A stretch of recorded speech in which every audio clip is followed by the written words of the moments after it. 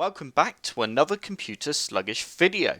Have you subscribed to our YouTube channel yet? If not, be sure to click on the big red subscribe button and click on the bell to get notified when we upload a new video. In today's video, I'll be showing you how to defrag and optimize your hard drives. This will help speed up your hard drives, allowing Windows to run a lot more efficiently.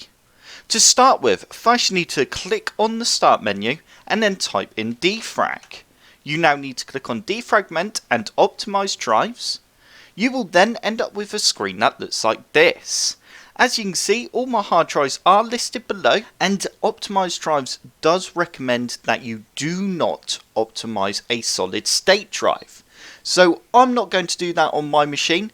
If you want to take the risk and optimize your solid state drive, that is your decision.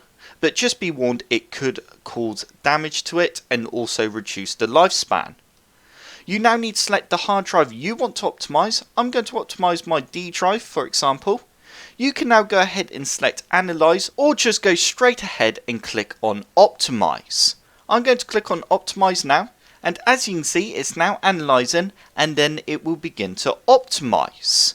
Once it has finished, it will then pop up saying that it has finished defragmenting your hard drive. And that is it. I hope this tutorial has helped. If it has, hit the like button below and subscribe for more computer sluggish tutorials.